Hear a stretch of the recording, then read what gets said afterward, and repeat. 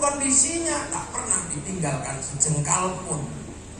Tetap NKRI harga mati, nggak pernah mempersoalkan tanah kami jelek, NKRI nggak peduli sama kita, enggak, udah itu memang jalannya rusak, semoga ada jalan baru, itu aja. Mana ada terus tiba-tiba santri terus ngedui jalan dibikin kolam lele, ya ada. Udah kalau bisa lewat ya lewat toh, kalau enggak ya istirahat di rumah. Ya wis. Mana ada fatwa-fatwa ini? Makanya ngomong santri itu paling mudah di Indonesia. Makanya gubernur, polisi, TNI sangat diuntungkan ketika bernegara dilandasi dengan sikapnya santri. Nggak ada santri level. Pilpres, ya pilpres gitu aja. Nggak ada santri mengatakan pilpres ini adalah perang Badar. Nggak ada. Pilpres, oh iya itu terusannya pilkades, itu aja. Kalau kabupaten pilbub, kalau provinsi pilgub, kalau negara pilpres itu pesta demokrasi. Namanya pesta ya seneng-seneng, kadang ada dangdutnya, kadang ada duitnya, ya gitu aja. Mana ada santri tiba-tiba mengaitkan itu dengan perang Badar? Nggak ada, biasa aja. Ya kalau diterima orang biasa karena nggak kerja seharian namanya uang pensiun. Ya nggak apa-apa, biar aja, nggak apa-apa. Emang apa susahnya? Kalau diterima masjid sumbangan, kalau diterima kiai bisa roh. Loh ya kan? Loh itu kan juga tidak niat beli suara kok 100.000. Itu cuma tasakuran. Kalau orang Jawa menyebutnya jerbesu imowo, iya, lihat, karena kalau teks aslinya la'anallahu ar-razi wal murtasi fil hukmi, dalam urusan hukum. Itu biasa aja, makanya nggak usah terlalu serius lah. Polisi nyari ya nggak ketemu, nggak ada money politik. Kenapa? Uang bensin. Ya santri biasa. Jadi makanya ngomong santri itu enak akhirnya. Makanya yai biasa aja di tengah kebun sawit di orang. Dibantu ya syukur, enggak ya nggak apa-apa. Ini gitu aja kan. Iya kira-kira. Nah ya kan gitu. Mana tadi Pak Gubernur kok lama? Kamar kecil tapi yang keluar besar tadi. Itu pertanda mau ada kencing di sini. Lah itu makanya santri itu enak ngomongnya. Mana ada, nggak ada yang rewel. Gitu. Mana ada. Ketika negara dulu butuh simbol bersama namanya merah putih. Ya diperjuangkan merah putih, sampai sekarang masih dipegang, masih merah putih semua. Orang Jawa di tempat saya dulu pengen punya merah putih, ditembak Belanda. Makanya gak enak kalau ditembak Belanda, akhirnya takut. Akhirnya merah putih dikibarkan di dalam rumah. Begini nih, kibarkan aja di rumah. Belanda curiga tiangnya dikasih tebu. Belanda masih curiga tiangnya dikasih padi. Belanda masih curiga tiangnya dikasih kelapa. Masih curiga dikasih pisang. Masih curiga besok datang bawa tumpeng sama ikut. Kata Belanda, oh mau makan tuh orangnya. Tapi Belanda gak ngerti. Nanti begitu makanan habis, padi mengering, pisang rontok, tebu mengering, kelapa juga rontok. Yang tersisa tinggal merah putih di dada kami anak-anak Indonesia. Ini cara pahanya. Lah Surabaya ya nggak pakai anjang, langsung dipadat sobek gitu aja di Surabaya. Belanda ngamuk, akhirnya santri turun tangan bikin resolusi jihad tanggal 22 Oktober meledak 10 November, maka 22 Oktober diperingati sebagai hari santri, 10 November hari pahlawan. Dulu merah putih itu minta nyawa, darah nyawa anak Indonesia. Sekarang merah putih nggak minta nyawa, nggak minta gini, nggak, kita aja ribut, ada yang bina, ada yang musyrik, ada yang apa. Itu pasti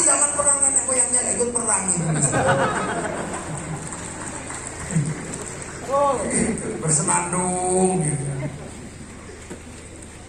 Ya kan, apa ya, orang kan ada senandung rindu, atau lagi ngapain lah. Saya suka kalau senandungnya orang Jambi. Baliklah abangku, balik abangku, tunggu di tengah taman gitu ya. Baliklah. Ini bangsa kita. Makanya santri mana pernah mundur. Bahkan ketika Bung Karno gak punya teman karena semuanya berontak, kekuatan kaum muslimin yang bergabung dalam Masyumi berontak, PRRI, Permesta, DITII berontak semua.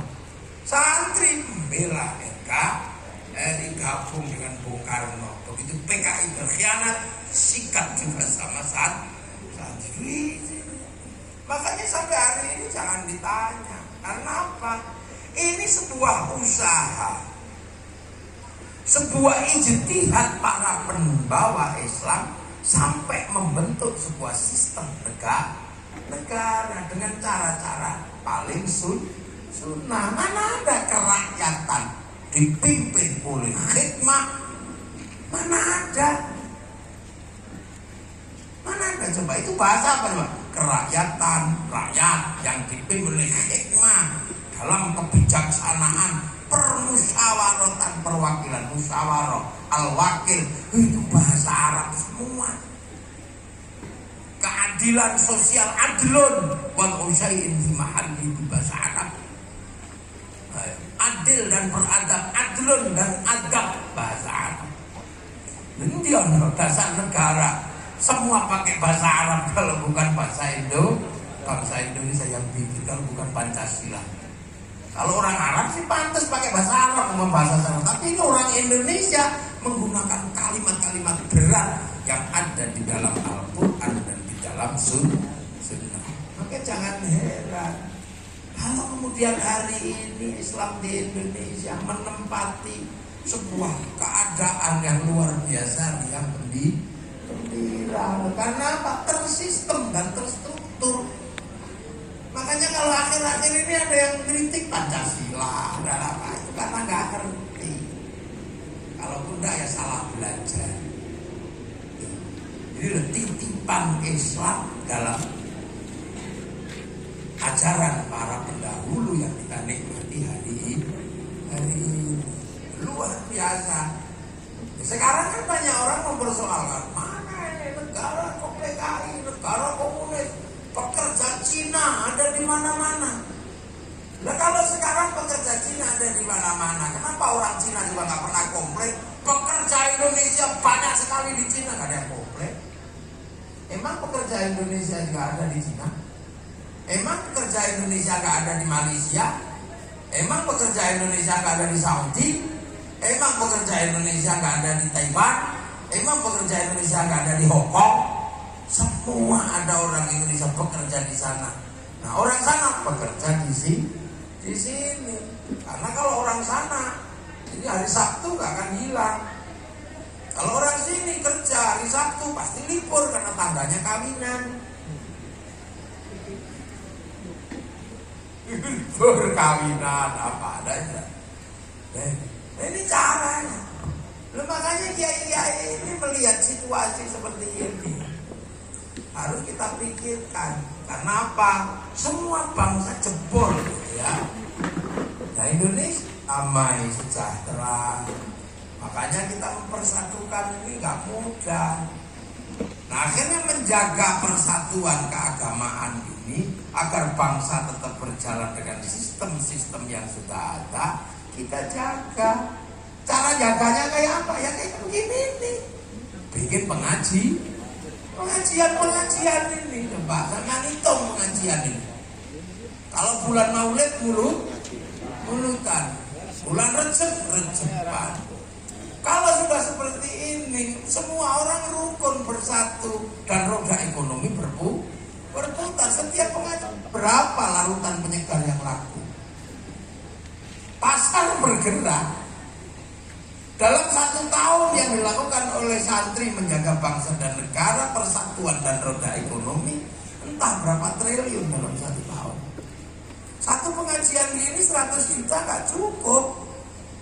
Ini gak cukup 100 juta. Itu belum sangune dia ini loh.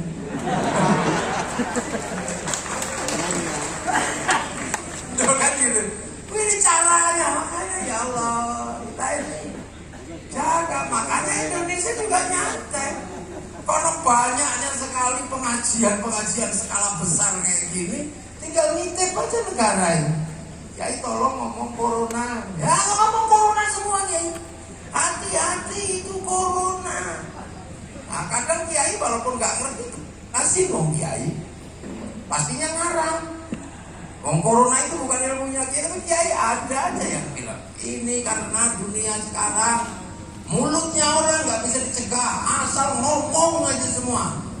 Kemudian sekarang manusia hidupnya dikendalikan oleh jempolnya karena harus lewat handphone.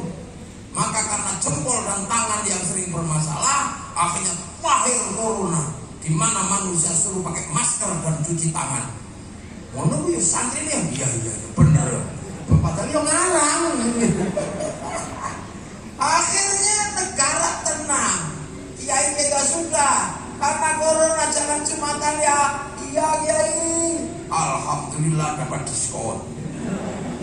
Makanya Indonesia gejolak corona gak ada. Malaysia sampai dipukuli, India sampai dipukuli. Sini suruh dada gak usah mudik ya gak mudik. Gak usah lebaran gak usah tarawih dulu ya gak usah. Bisa tanpa kekacauan, tanpa apapun. Karena apa? Ruang mengajarkan ilmu pada santri, pada umat cukup banyak. Terus roda ekonomi juga berputar lah. Ini pisang laku, pisang muli laku. Laku semua, ada anggur, ada jeruk, ada apa. Itu putaran ekonominya berapa sepanjang tahun? Sektor informal yang digerakkan ini. Makanya Indonesia ini tenang, gejolak gak ada. Tinggal pesan aja. Ini waktunya teroris. Kiai semua ngomong anti radikalis. Radikalis bagaimana bangsa gak tenang? Karena semua membantu negara. 1-2 aja yang bisa. Rukun damai sejahtera. Dan ini keindahan yang kita miliki. Makanya jangan kita terus menganggap sepele dilakukan oleh para santri. Berbicara tentang persatuan, berbicara tentang roda ekonomi. Kalau sudah sholawatan, apa yang nggak diserap? Slayer laku, spanduk laku, sampai gagang pancing laku.